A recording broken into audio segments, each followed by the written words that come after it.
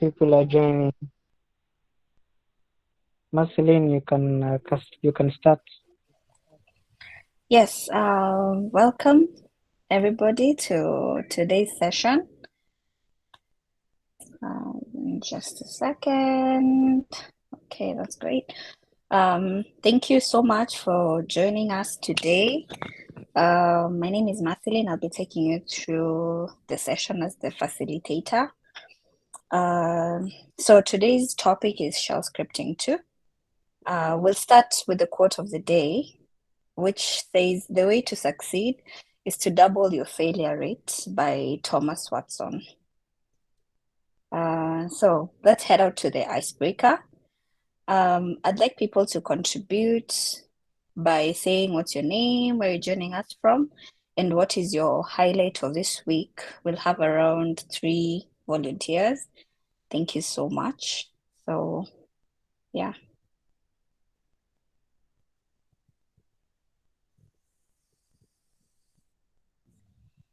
Let's hear it from Ian Okunu.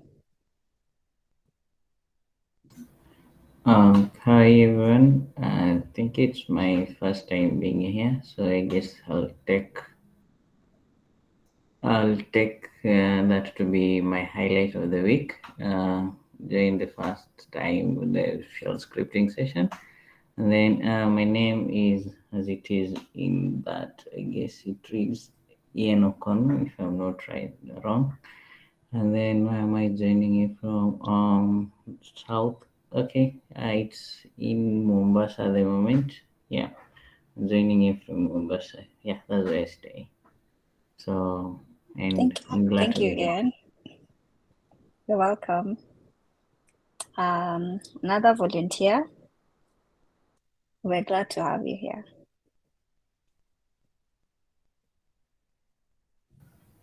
James Livingstone, Yeah, please that's go my ahead. name. For the name, that's my name, James Livingston. I'm joining from Nairobi, and I'm glad to join. The highlight of the week, actually, I've been doing much into infrastructure things, and I'm looking forward to actually learn something from the shell scripting today. Thank you for joining us. We hope you learn. Another volunteer. This Keith Corky. Please go ahead. Yes, thank you so much. My name is Keith.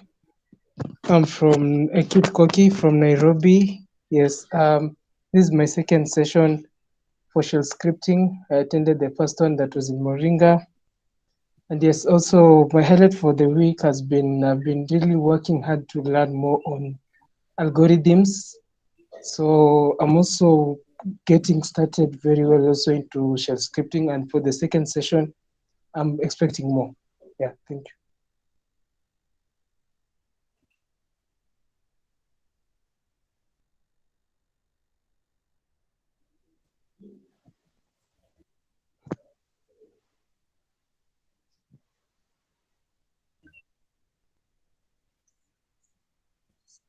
You use the chat box to write your comments and questions, and be respectful, be curious, open up your mind to learning, and we're very happy that you joined us this evening. So if you're new here, or if you've been around and this is just the basics about the community. The mission is to create a supportive and inclusive community that values diversity and supports learning and growth. The vision is to be a leading DevOps community in Nairobi and beyond, definitely driving innovation and empowering professionals to excel in their careers. So the team, the Nairobi DevOps community team of managers, include Samuel Kadima, who is the founder/director, and then there's Mamon Bonakombo, who is the assistant director, Maslin Mochama, myself, who is the community outreach manager, Samson Kalume, who is the programs lead, Ian Rotich, the treasurer and assistant community outreach manager, Alvin Dungo, who is the project lead, Emma Gachoki, who is the Events and Social Media Manager, Lawrence Juma, who is the Assistant Events Manager, Franklin Odd, who is the Administrator, Ivy Jeptor, who is the Creative Manager, Daniel Orega, who is the Assistant Creative Manager. If you want to help in the community, just contribute by running the workshops or talks on topics that come easy to you. Maybe, any topic in DevOps, definitely. Connecting us with other DevOps professionals, since we are really valuing growth and also outreach, giving feedback, sharing ideas on how to make the community better. Sharing our posts and posting on our channels, which include liking and reposting, and documenting activities, also organizing events. You can assist with the community by all those things.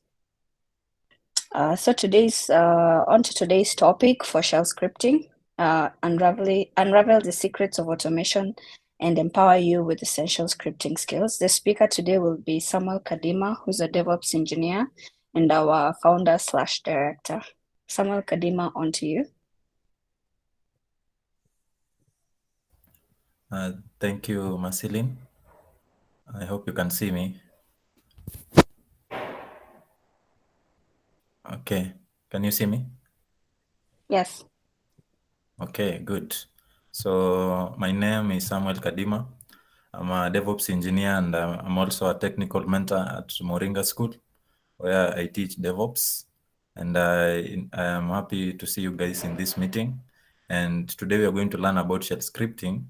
So we had an initial session for shell scripting. And in that session, we covered some introduction, but there are people who would not make it because it was a physical session. There are people who could not make it to the physical session, which was at Moringa School. So they requested that we do an online session.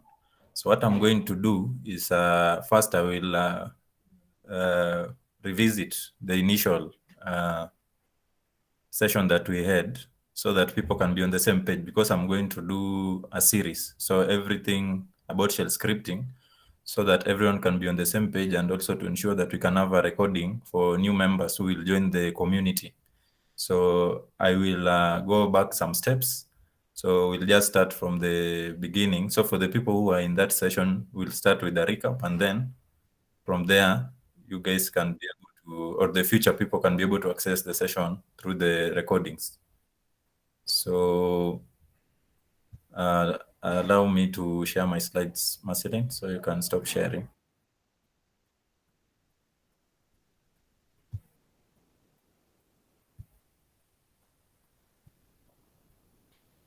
So you can feel free to follow along when we are doing the practical things.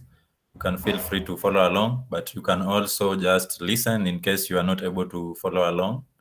So, and then after the session, since we'll have a video, and I also have articles that I will share with you guys, you can be able to revisit everything at a slower pace and be able to understand better. So I will first take you through what we are expecting today, so that it may be easy for you guys to follow along or to have some anticipation. So the session, of course, I've said is shell scripting, and on our agenda is we are going to learn why we learn shell scripting as DevOps engineers, or even if you are a developer, how would it be good for you to automate some things? So we are going to learn about the history, where it came from, and we are going to see different kinds of scripts that we can write. And then we'll do some illustrations on how to go about writing your scripts. So what is shell scripting? So shell scripting, anyone who has heard about shell scripting in the session, who can maybe give it a try and let us know what they think it is. Is there anyone who has an idea? Anyone? Feel free to share. You don't have to be right. Just share what you've had. or what you know. It doesn't have to be the correct answer.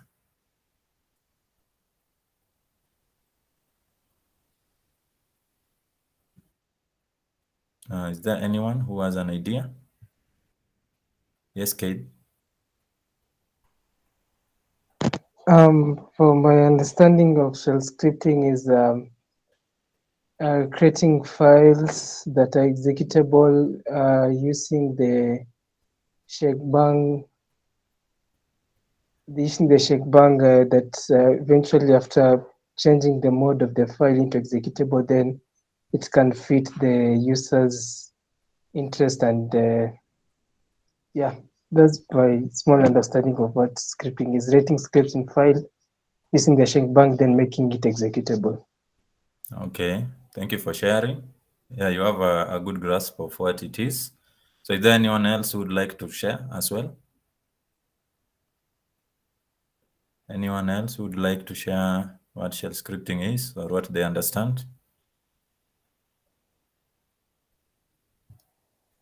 Okay, so let us look at what it means. But basically what Kay is saying makes a lot of sense. So shell scripting is the process of creating scripts that can be executable via the terminal. So the terminal is also the command line that you may have on some computers. Yeah, so the terminal is where you can be able to execute the writing scripts that can run on the terminal. And this is important because when you're writing some, maybe you want to automate some processes, you want to maybe to install something or to run some commands on certain environments. So what you're going to do is to write some scripts that should enable the platform where you're going to run it. You can put some commands there on what to do once some things are run, so that they can automatically maybe install software or update something, or yeah, do some things, do some tasks that you need it to do. So because when you are writing software is going to run on a server, and all these servers will have a shell or maybe a terminal where you're going to interact with it on that server. You can be able to issue commands on that server. So instead of you going into that server and issuing commands when you want to, you can set up a script that can automatically issue the commands on your behalf. So that is what shell scripting will enable you to do. So that is actually the reason that you need to learn it, because you need to automate tasks as DevOps engineers.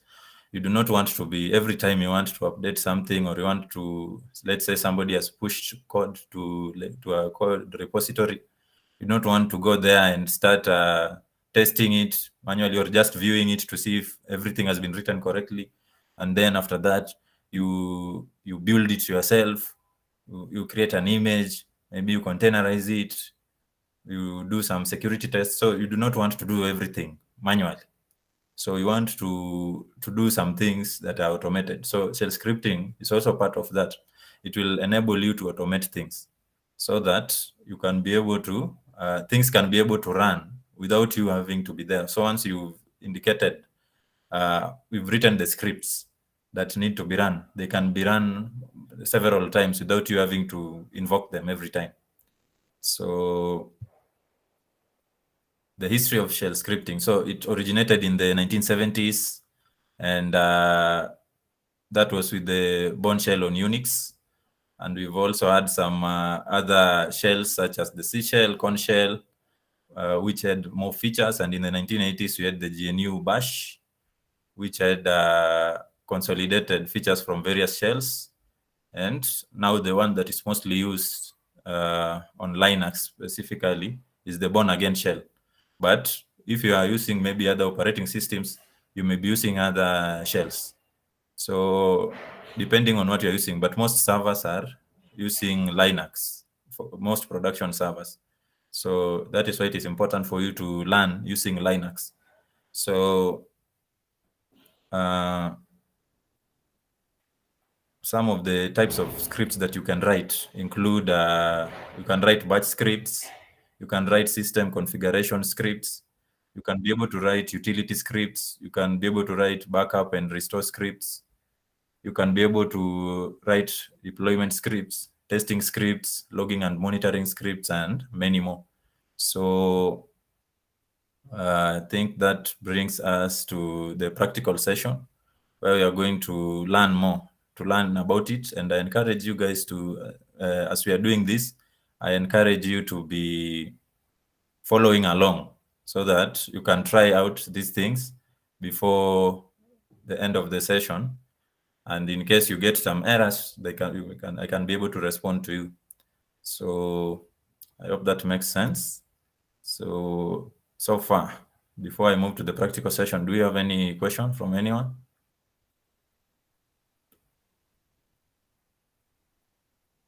Do we have any question so far?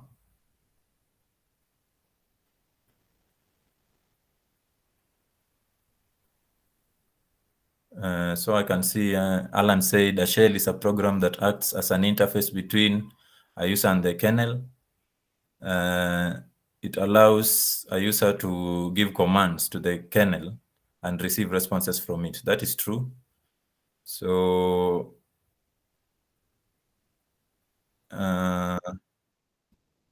is there any question so far? Have I made sense? You can reply with the +1 on the chat for me to know if I... Sam. Yes. I just felt it's good to maybe break down the word shell and the scripting part. Maybe we just say, okay, let's define shell scripting, and then someone goes directly to, okay, someone maybe doesn't know what is shell in the first place. So that's why I indicated the definition for this. Sorry. Okay. Thank you, Alan.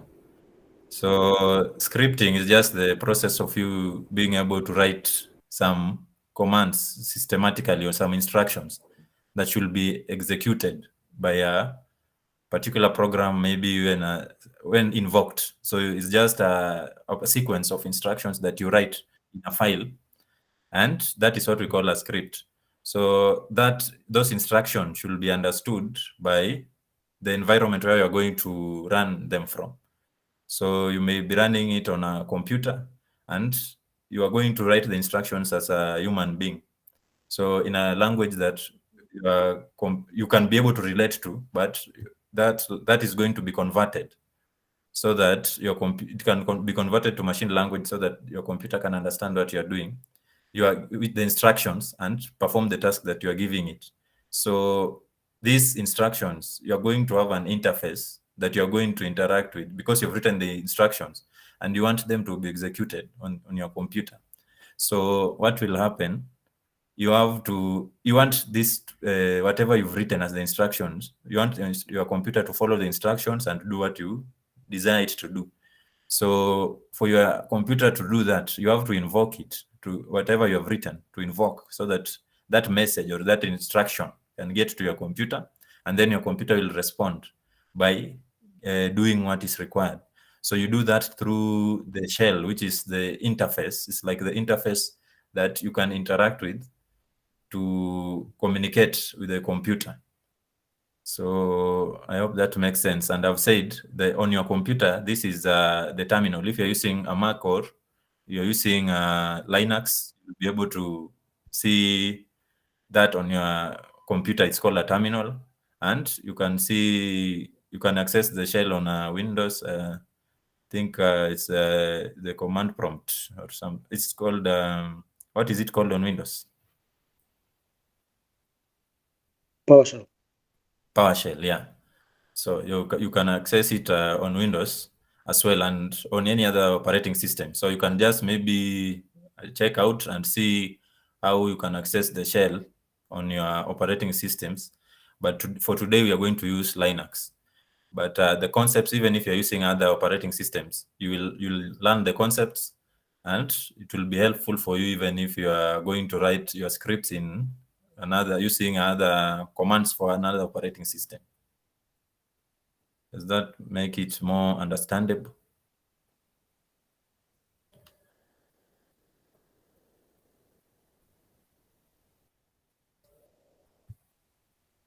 Okay, so I think here tech with Tom is asking whether there is a difference between a shell script and other executable programs. So a script is just a script, but if you're going to execute it, it is something that has been made executable. So everything is not executable, of course. By you writing it, it doesn't mean that it's executable. So executable programs are just any programs that can be allowed to be, they have executable permissions. And if that script is going to be executed on the shell, then it is a shell script. It was meant to be executed on the shell. Does that make sense, Tech, with Tom?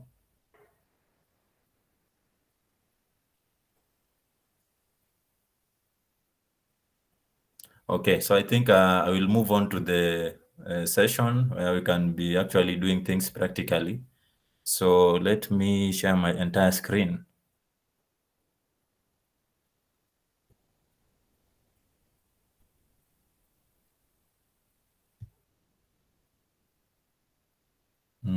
I want to share my entire screen. So I didn't get if I was making sense. I didn't see any +1 on the chat when I requested people to respond with +1 if I'm making sense.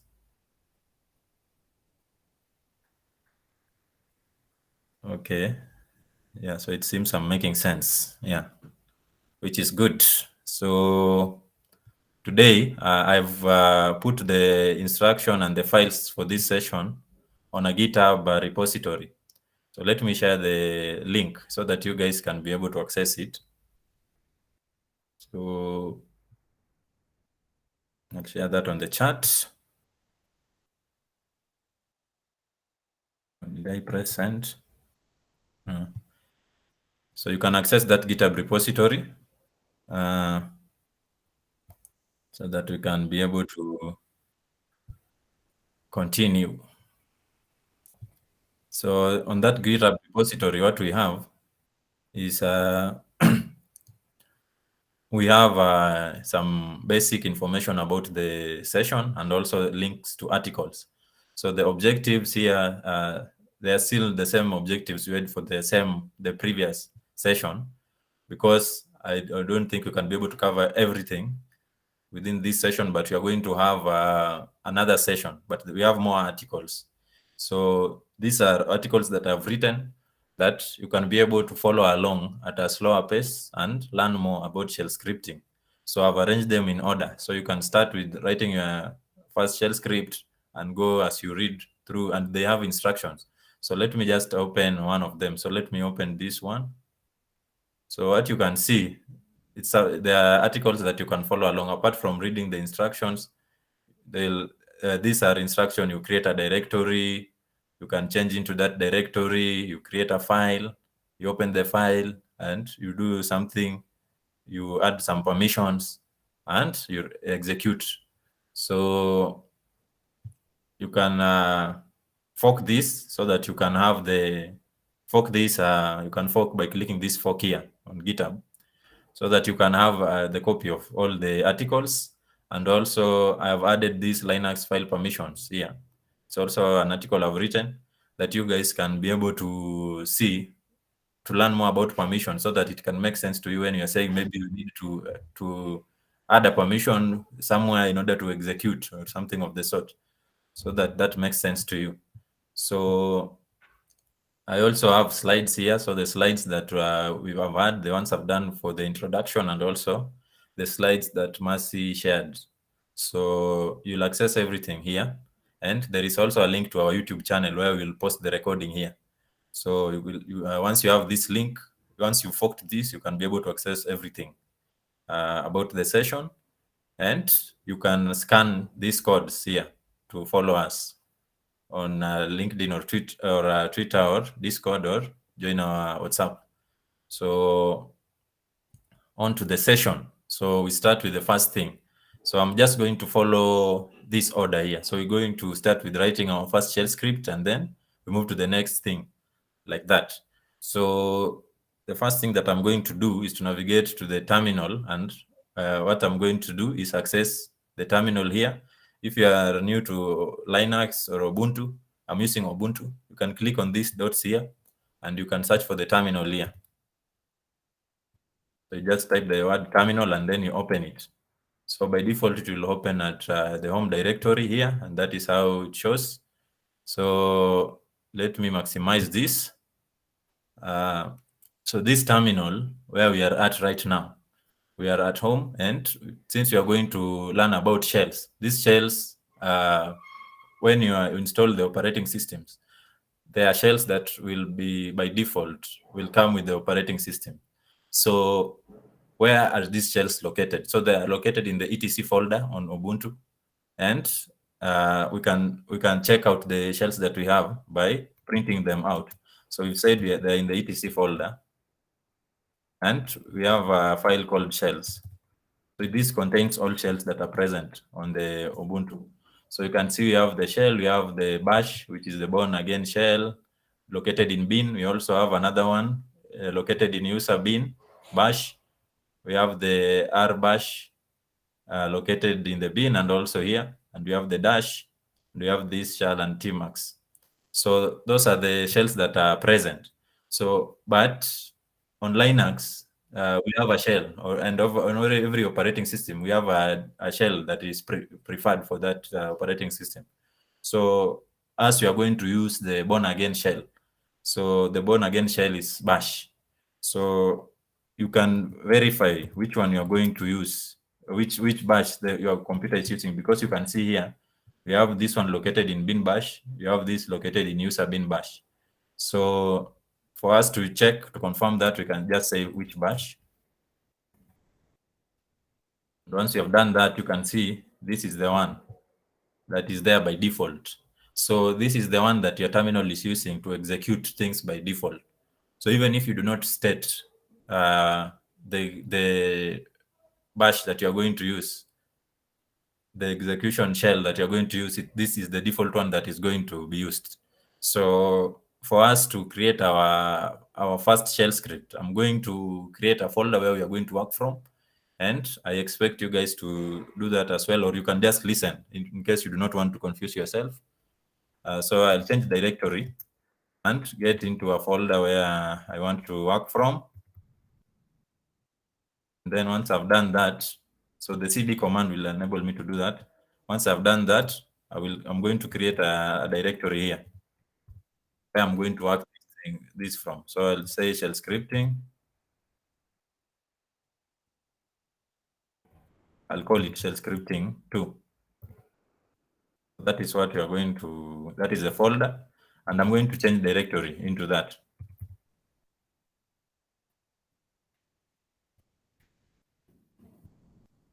So once I'm in that file, there is no file there currently. You can list to see that there is no, in that folder, there is no file.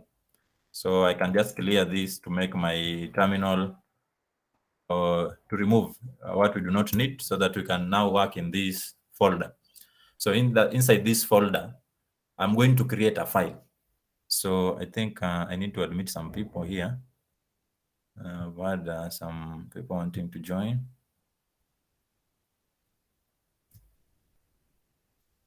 Okay, so I will go back to our terminal. So we are here at our terminal. So what we are going to do, the first thing is to create a file, and this file is the file that is going to host our shell script. So if I create a file, I'm going to create it using the touch command. And the file that I'm going to create, since it is our first time, and by convention, anytime you are learning any new thing, any new language or any new technology, you'll start with hello world as your initial script. So here, I'm going to create a folder called hello world.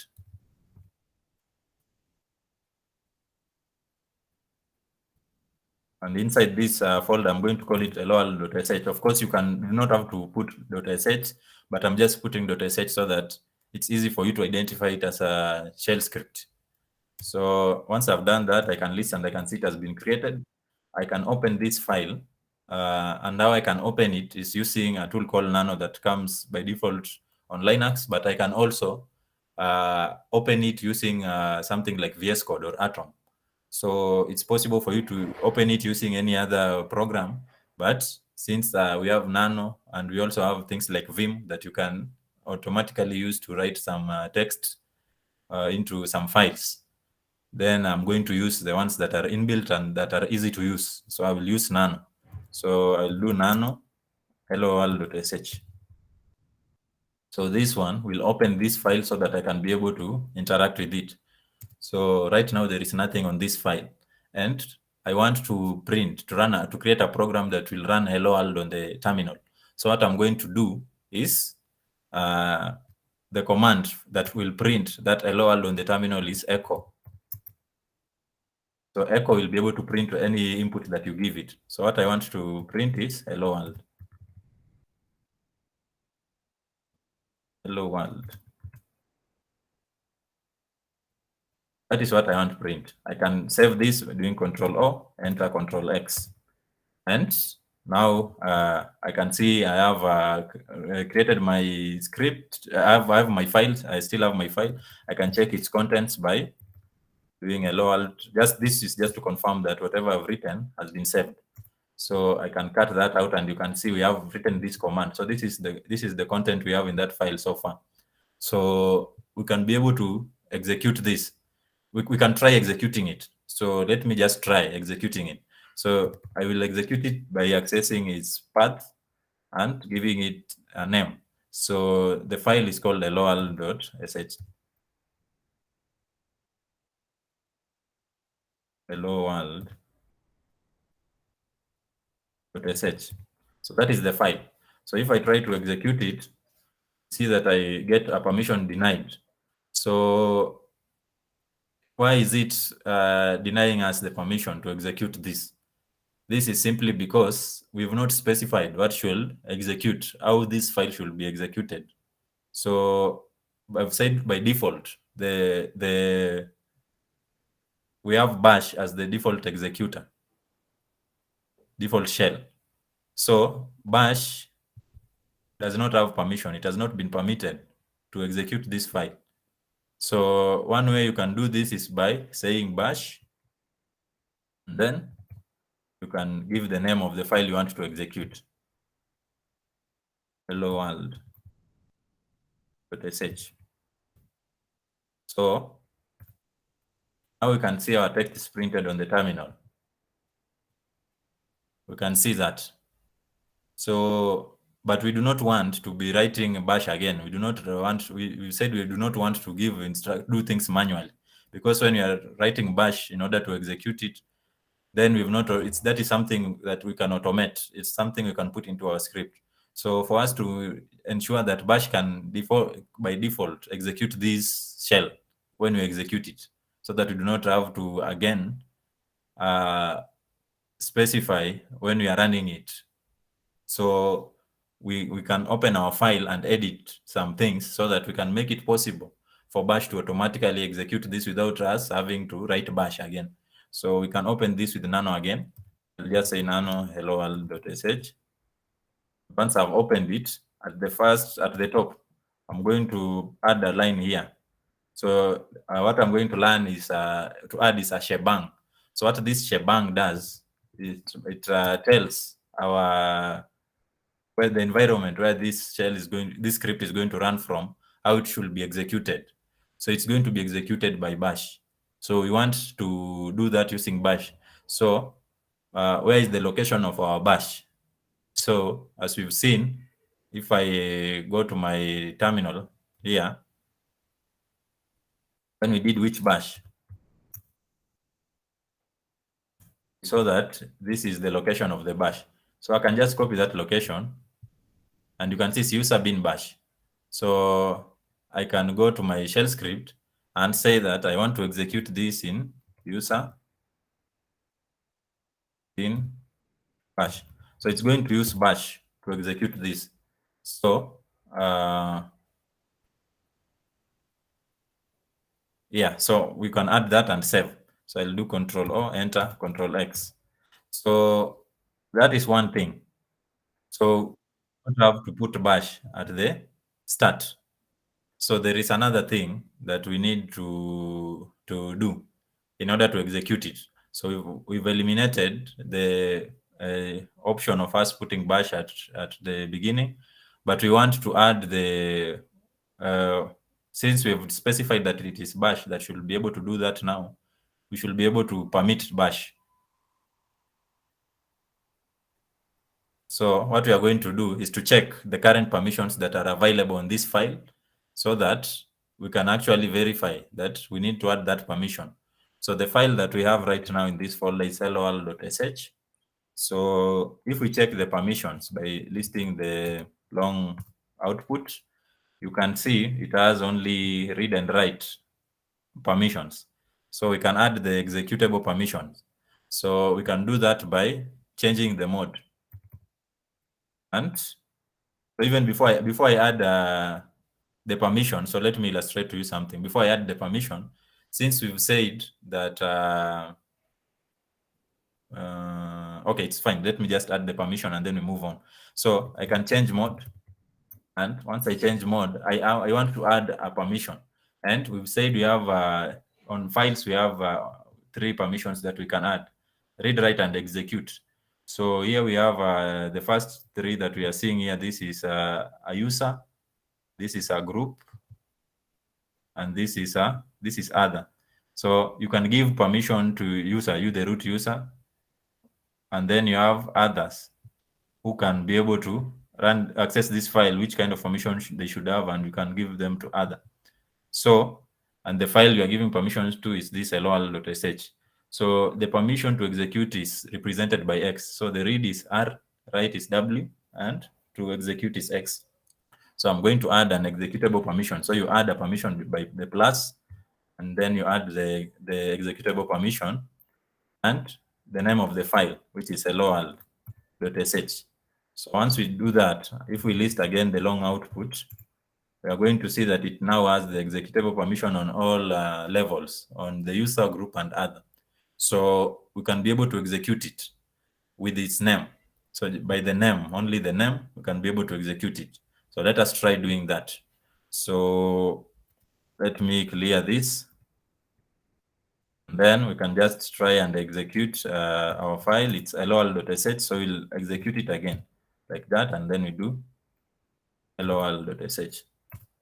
So now we've been able to, we have the permission to execute this file. So I hope that so far we are good. Is there any question? Do we have any question?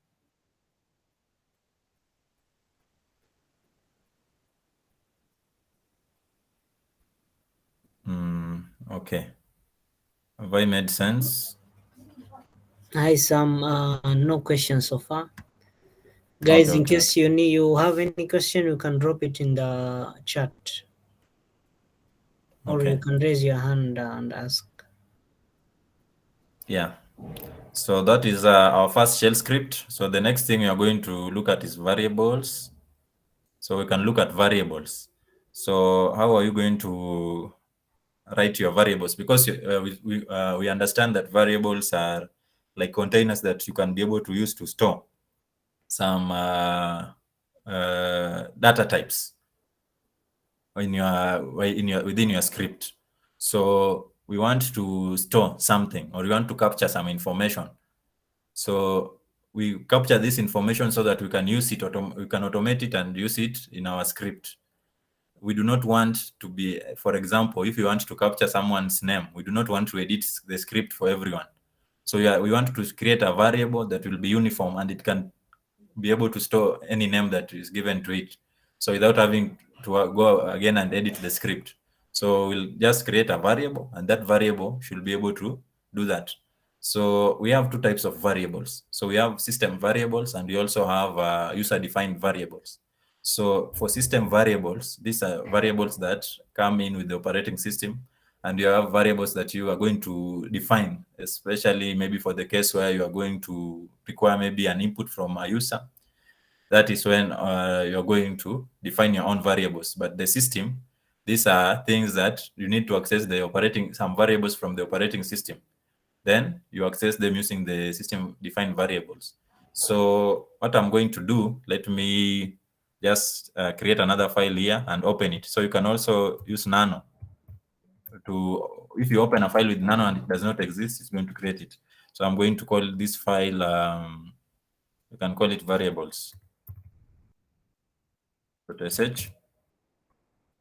And we are now inside that file. We make it executable by bash. So we are going to say user bin bash.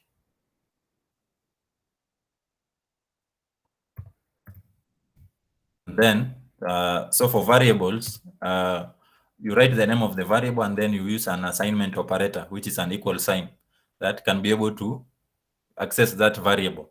So the first thing we are going to do is just write a simple variable and see if we can be able to capture that variable. So how do we access the variable in our script so that we can use it and then do some task with it? So mostly I will start with let me start with a user defined variable. So to write a comment, let me introduce also a comment. So to write a comment, you start with a hash and you can write a comment. So I can call these user defined variables.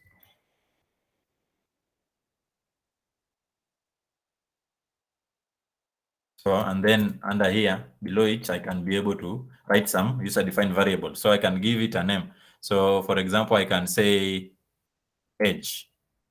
So I prefer writing this with capital letters, but since most variables are written in capital letters, if you've worked with code, you'll see that every time you are creating some environmental variables and such things, you're also going to use caps. So that is just the convention, but using small letters will not harm anything. So do not leave any space between the assignment operator. So here, maybe I want to say that age is 19. So what I'm going to do is be able to capture this. In order for me to capture this, I'm going to say echo. I'm going to print it to the terminal, and in that process, I'm going to show you how I can be able to capture a variable that is defined in my script. So let me just echo. We said echo will print. But what I want to do is to print this. So I can say your age is, then I capture it using the $sign and the name of the variable. So like that, I've been able to access it. So every time you have a variable, you can access it using the $sign and the name of the variable and reuse it, reuse the same variable within your script. So I will save this and we accept to see your age is 19, not your age is $sign age.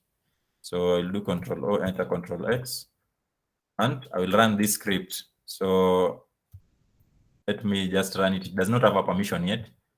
So we have to give it a permission. So is somebody's hand up? Okay, sorry for the Yes, interruption. Ian. I just wanted to ask when you're in the variables, before you left the variables, you want to, maybe you're using your variables in a different file location. How will you call them in that script? Maybe you just have them somewhere else within the same what I can environment, the same okay, same okay same VPS, let's say, using the same VPS, but in a different file location. Maybe you they in the var folder somewhere.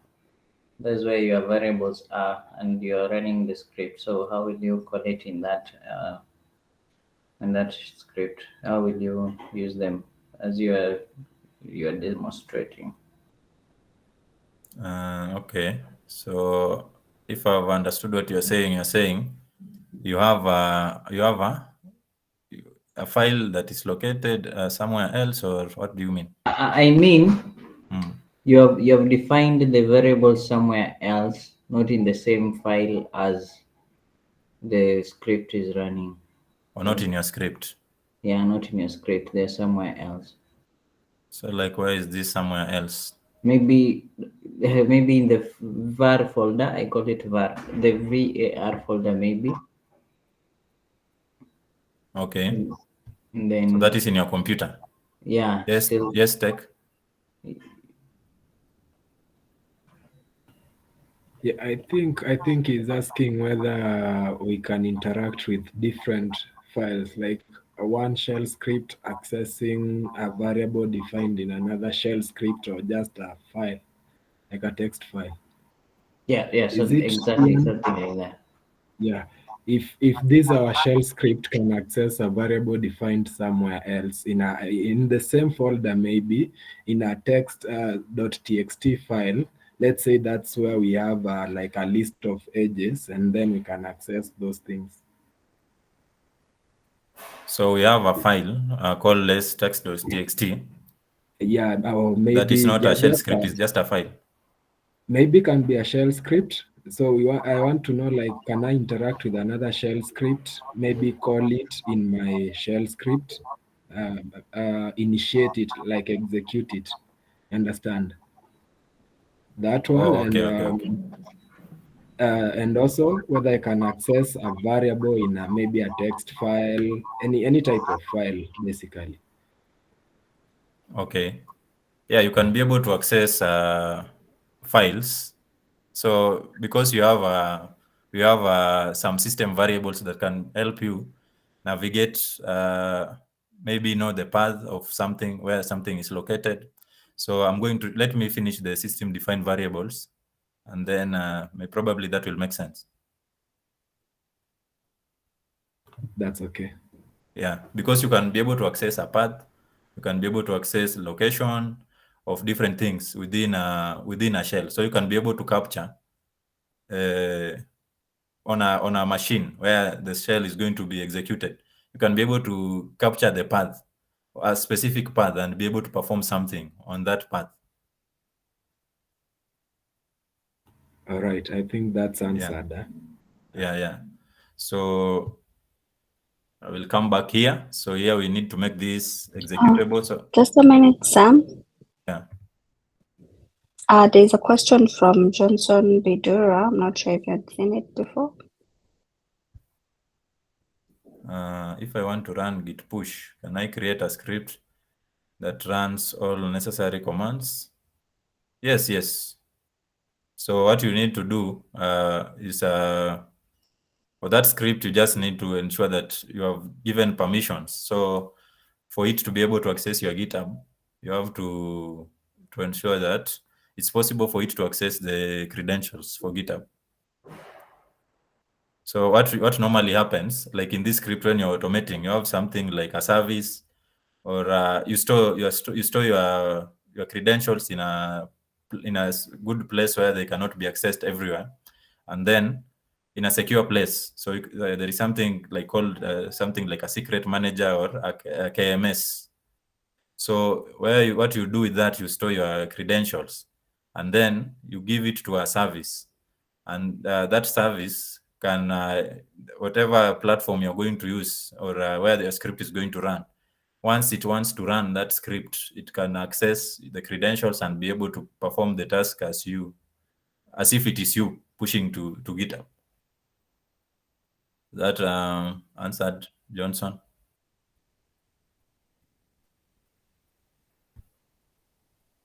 I believe it is.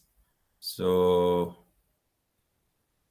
Alan is asking, why not use CI/CD instead? So even inside your CI/CD pipeline, you're going to write the shell scripts. So actually, that is one of the applications where you're going to write your scripts. So probably you may not even be writing the scripts themselves. You may be using other tools, and these tools will require you to execute scripts. So if in your CI/CD, for example, you want to build an image, by you just going to in your pipeline indicating the location of that image. So you're going probably to clone a code from GitHub or any source code repository, and then once you've done that, that will be cloned as a folder. So you cannot be able to maybe build an image. You have to get into that folder. So even the process of you getting into that folder, you are still running a shell command. So you will get into that folder, and you are going to execute some files, maybe to build and create a container and do everything within your pipeline. So I hope that makes sense, Alan.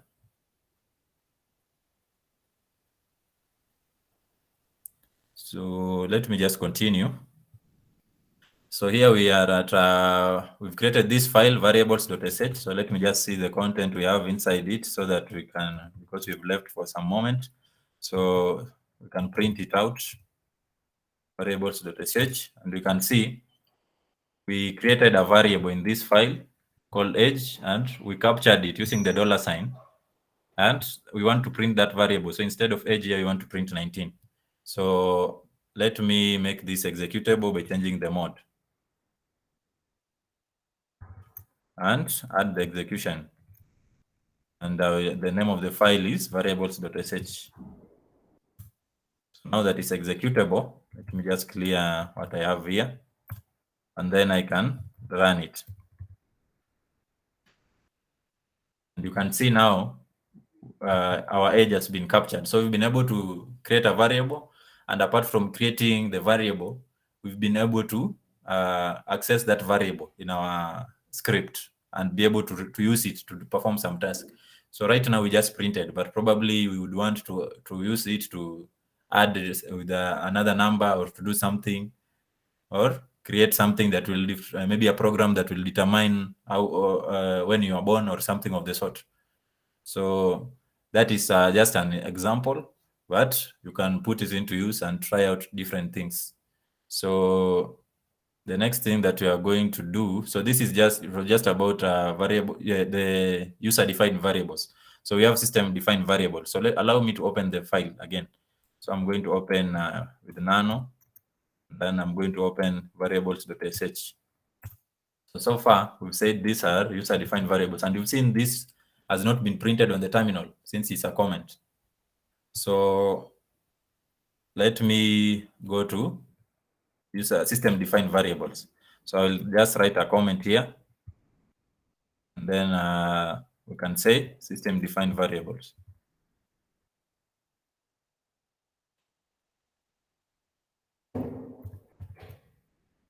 So these system-defined variables, I've said these are variables that come in with the operating system. So let me just admit this person.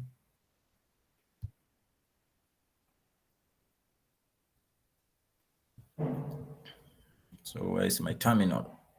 So yeah, system-defined variables are variables that are already present. So you do not have to define them.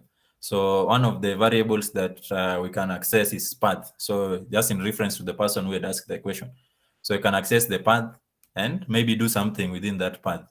Within that path, you can maybe execute another command or do something. So let me just print them on the terminal so that it can be visible. So call it path, and then you access it with the $sign, and it's just called path. These are things that you don't even need to cram.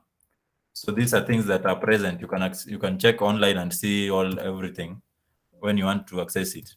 So you can also access maybe the user. So maybe you want a user to perform something, to give the current user the permission to do something or in a certain, because you do not know where this is going to run, this script probably, then you will need to access the user. So you're going to say, so this is just some text, and then I'm accessing this with the $sign and accessing the user. So this one will access the user, the root user. And then I can also access something else, like, what else can like the working directory. So I can access the working directory.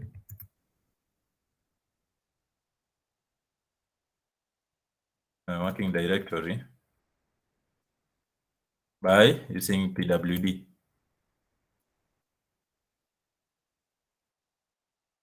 So this will print the working directory.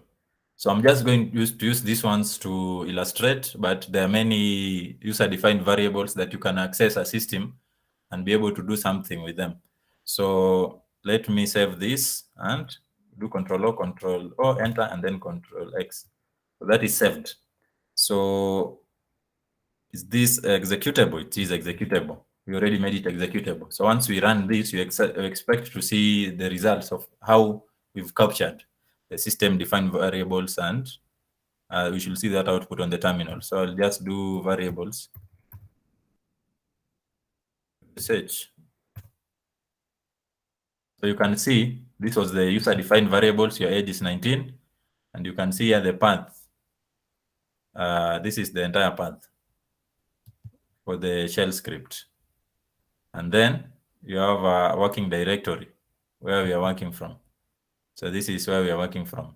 We have the user. The user is Sam. You can also see that here. That is me.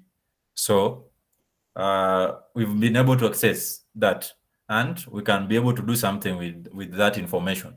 So basing on what you are trying to achieve, that will determine the next instructions that you're going to write. But this should be basic enough for you to understand that it's possible to access this and be able to perform something with it. So I'm going to go to the next thing, which is, I think, reading user input.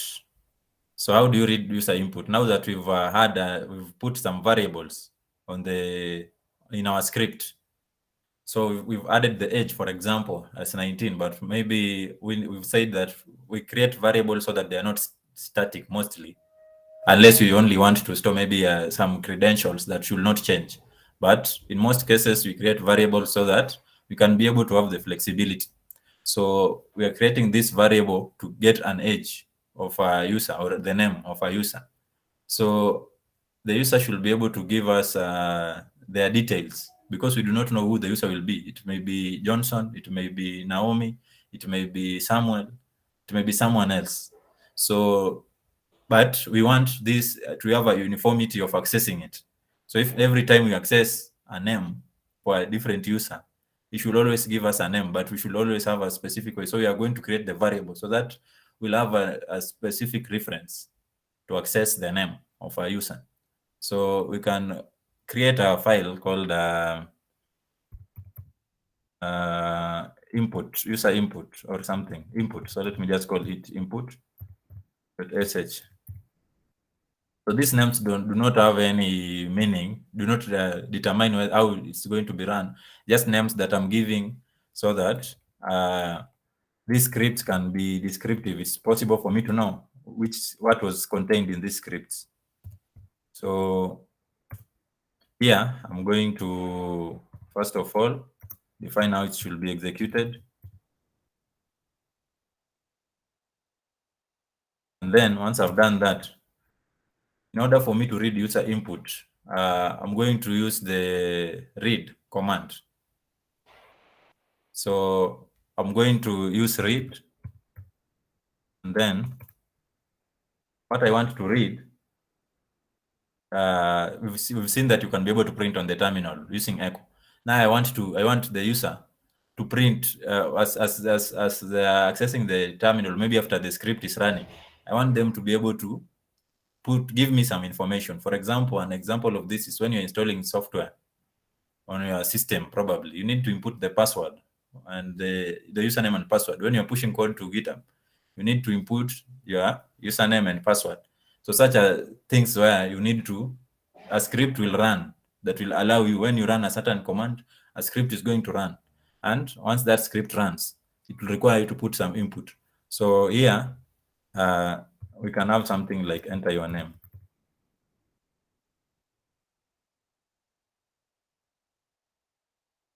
So that is what we are going to read, and we need to store it. Otherwise, we are not going to be able to access it. So what we are going to store here is name. So you just define it as a variable called name. So we can print this on the terminal and verify that once we enter our name, we can be able to access it. So I can say echo and say your name is. Then I access name here. So like that. Name is written in caps, so it has to match the case. So let me just save this and then we go back to the terminal.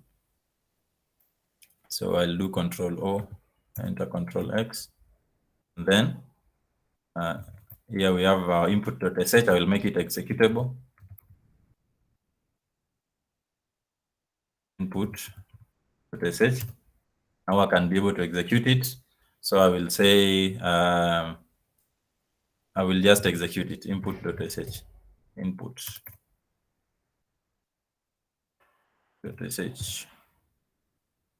So you can see here, enter your name, not a valid identifier. Your name is, so probably there is an error with this file. So let us open it again and see where the error is.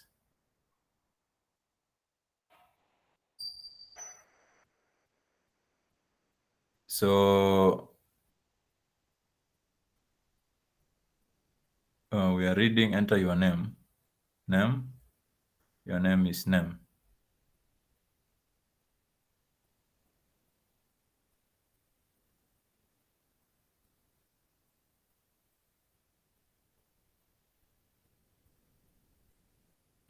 Why is this not working?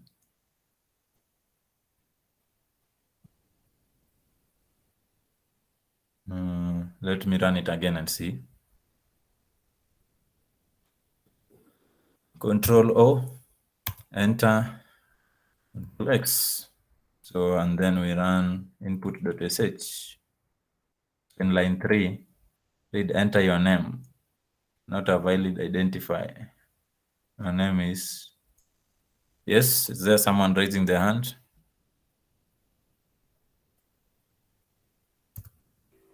You can just unmute. Yes, Sam. Since that, like whatever we're reading into, if we are also defining it as variable, don't we have to equate that whatever the content is to the name, like in line 2? No. I don't think so. Because that is where we have flagged as an error.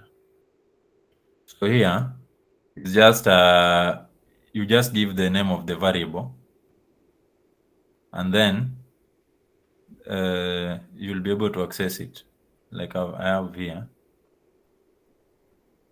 Yes, you don't have to equate it to an equal sign. Yes, whoever is raising their hand. My question is on line 1. I think there's a space on that shebang after the exclamation mark. I don't know if there's supposed to be a space.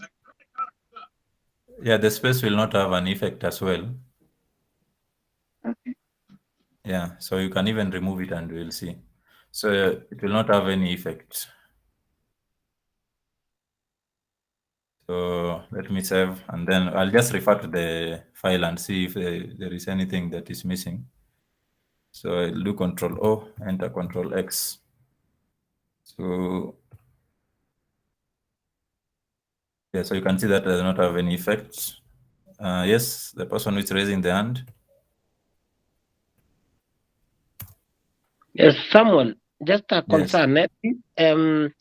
Though I'm not good in shell scripting, but this name is not a defined variable. Probably that could be the issue. This name here is here we have it as the variable. So let me just go to the article to save on time and see if we are having anything missing here.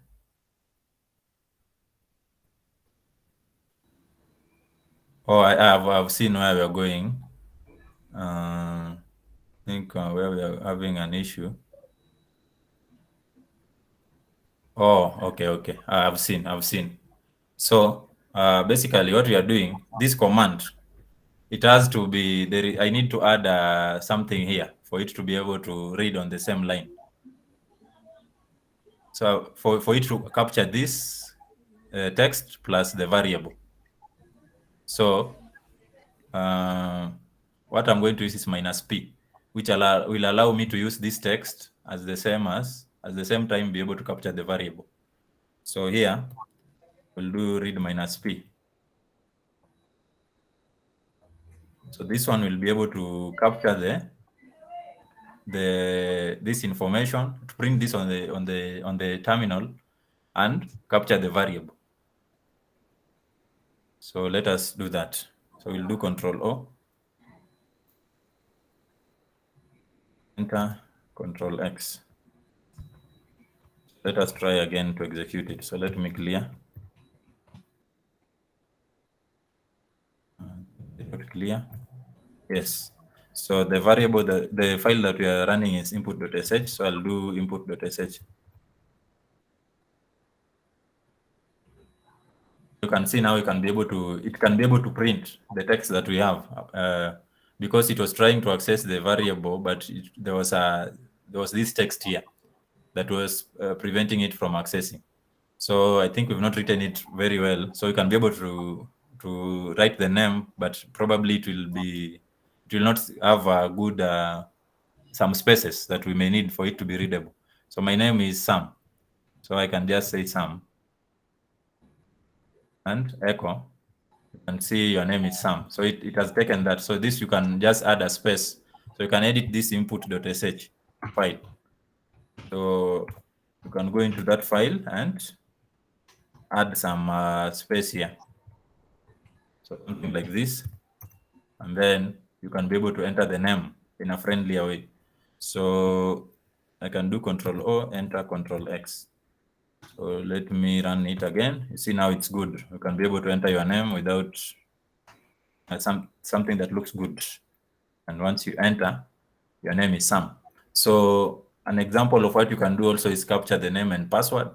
So for the name, you can see as we've typed it, and then we can see what we are typing, and we've done what we want to do with it. So we also can use a password. So for a password, you do not want a password to be visible. So let me open the file again and see how you can make it invisible. So you've seen it when you are maybe logging into something or entering your password from the terminal. It's normally not visible. So for your password, you secure it. So you'll do read, but you will introduce -s in order to secure it. So you'll say read, we do -s, but since we also want to print this text, the text that enter your password on the terminal, you're also going to do -p. And then here you're going to say, enter your password.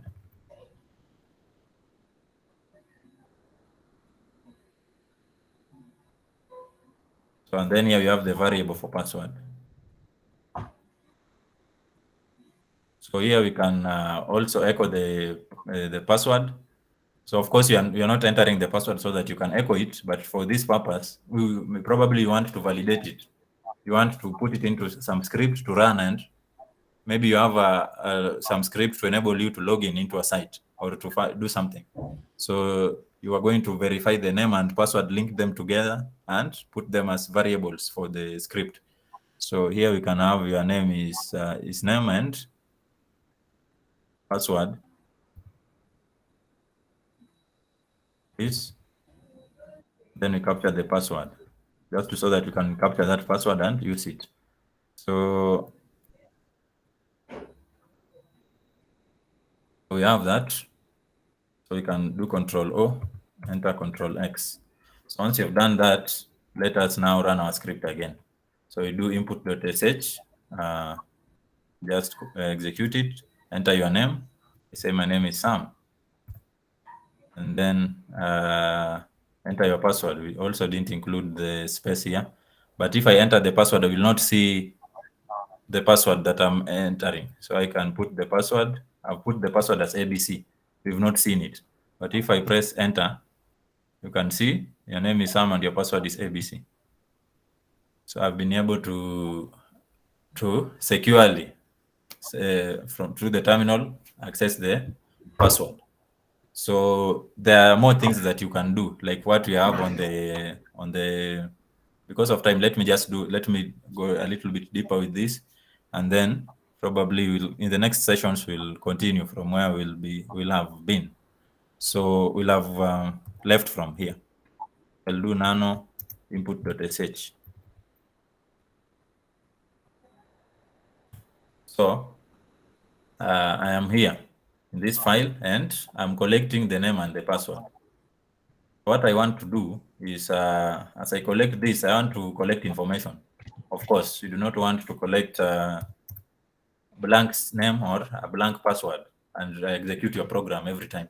So if there is a blank, somebody gives you a script that has blank details, you need to show them that they have to provide a name and a password.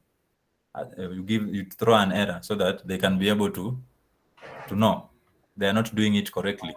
So we also have other, so I think, should I teach you if conditions first, or let me just give you this as an example, the syntax of an if condition. So if condition, because we are going to check if the name is present or if the password is present. If the password is not there, we throw an error. If it's there, we continue with, if the name is provided, we continue, we get the password and such. So let me just introduce you to if statements, but we'll have a session on that as well. So we can say how you write the if statements. Let me just create some space here so that you can be able to write it here. So you can say if, and then we have the condition here. If a certain condition is provided or is met, then we are going to run some commands.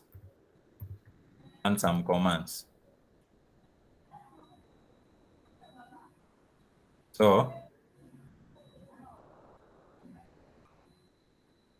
then we run some commands, and once we've run those commands, we are going to close our block or exit out of this block. I wanted to write fi. So you just reverse it. You start it with if, you close it with fi. So that is how you write the if condition. So, but we are going to learn about conditional statements in the future. So here, what I'm going to say is if, because I want to check if name is provided. So I want to check if name is available. So I will say if. You write that in double square brackets, you leave a space, and then we use -z to check if it's empty. So once you write -z, that will be checking if it's empty. So if -z name. So we are accessing this name. If -z name, then what we are going to do, what this means is if name is not present, then what I'm going to do is echo. So I can echo here error.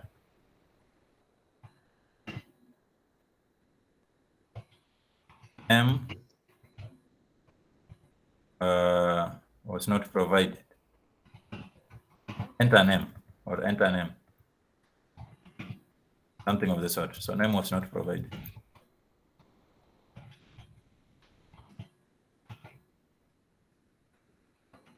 Enter your name.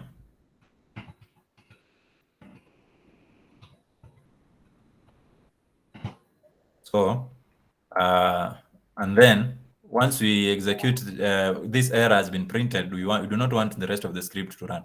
So we exit this. So how we do that is we exit with an exit code 1. So when there is an error, we exit with an exit code 1. When everything is okay, it's exit code 0. So, and then we close this.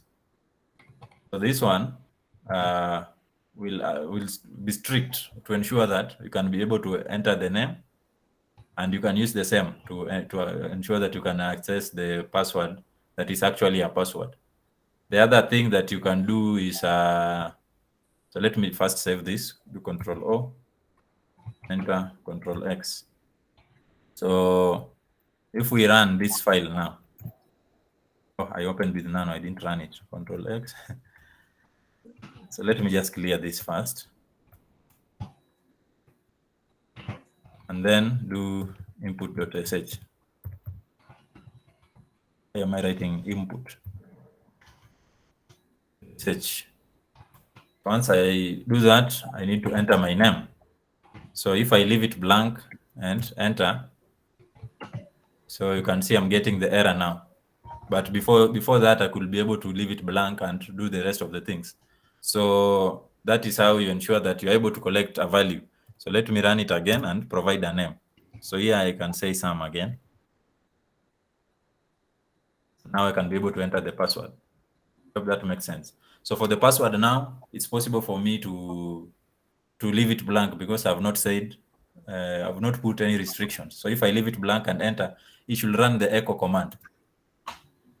You can see your name is Sam and password is.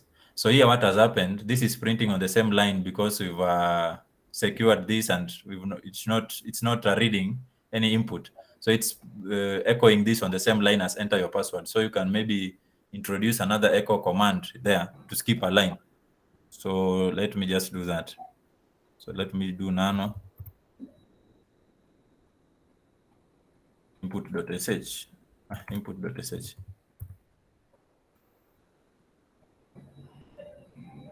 So here what I'm going to do, because I want, once I've entered my password, I want the results to be printed on a separate line. I can just do echo without writing anything there. So if I do Control O, enter, and then Control X, and come back here and execute this again, I can enter my name as Sam.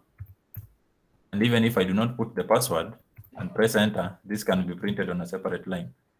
So I will go back and show you how you can, now we've been able to verify that we need to enter the name and password. I think that is enough about that. So we'll learn more about the rest about the if statements later and conditions, how we can write them. So let me see if I can go through. Let me see what we can do now.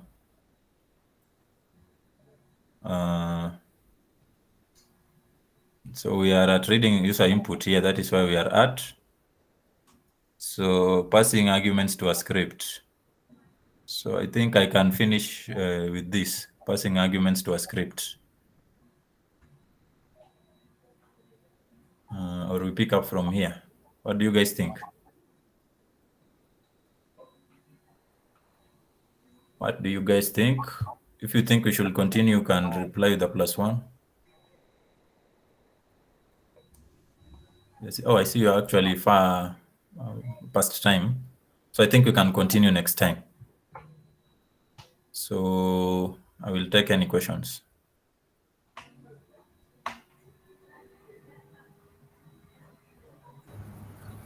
We have Kennedy who has raised his hand. Yes, Kennedy. Samuel, sorry, it was by mistake. I apologize. Okay. So do we have anyone else with the question? In the comment section, so you can check. Samuel, maybe you can share with us the links that you gave at the introduction of the session. That has everything. Yeah. So it's just my GitHub repo. So let me share it on the chat. Thank you.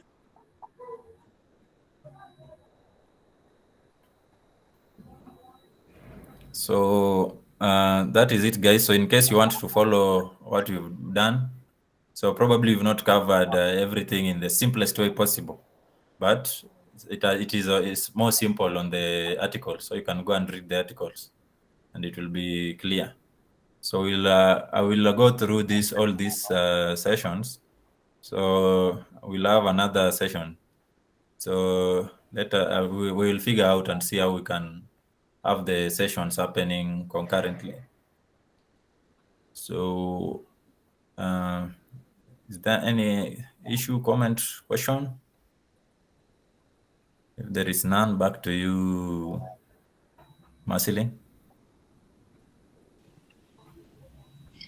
Hi, thank you, Sam. That was quite insightful. Just a minute. Yes, and for people who want to join the group, there's the LinkedIn. You can just scan the WhatsApp group, also scan the code, Twitter and Discord for people who want to join. You can share it amongst your friends. Just let everybody join with interest, of course. Yeah. You can find Sam's link on the chat for those who haven't seen it. Yeah. The session is open for any other questions, as well as maybe like I'll give this opportunity for people to just maybe give one comment or short answers to how the session has been, maybe 2 people. Volunteers.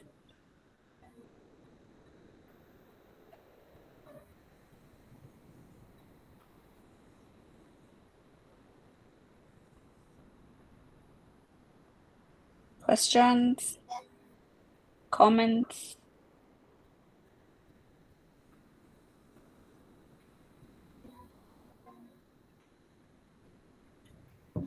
Does no question mean contentment, maybe? Yes, Ian? All I want to say is thank you guys for organizing the session. At least I got an intro on what shell scripting is. I've just been hearing as a word, shell scripting, but at least I got an intro and hope the documentation will help me delve further and on to the next sessions waiting for to learn more. Thank you guys. Okay, thank you, Ian. You can also find the link of Shell Scripting 1 on YouTube as well. The channel is DevOps, Nairobi DevOps Community, so utaipata tu hapo as well. All right, thank you. We'll have consecutive sessions for that, yes. So any other person with a comment or a question?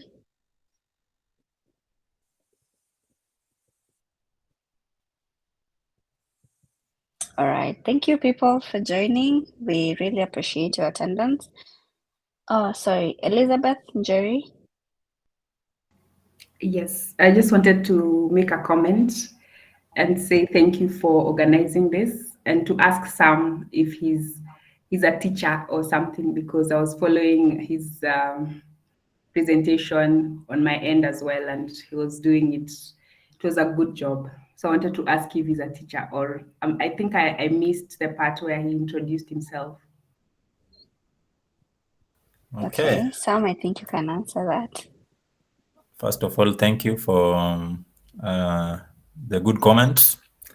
So I'm a technical mentor at Moringa School, where I teach DevOps. Okay, makes sense. Yeah. So in case there is anyone who is looking forward to join a DevOps program, can consider joining Moringa School.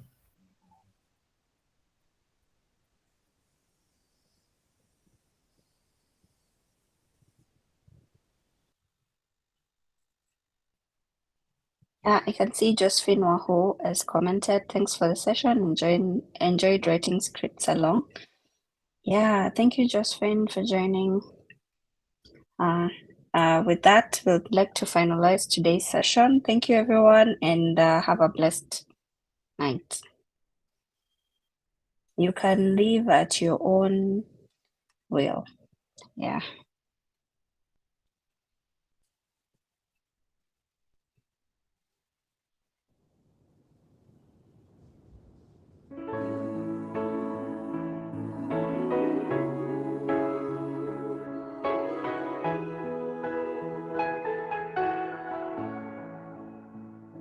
Now this might be a mistake that I'm calling you the slate, but these dreams I have of you ain't real enough. Started bringing up the past, how the things you love don't last, even though this isn't fair for both of us.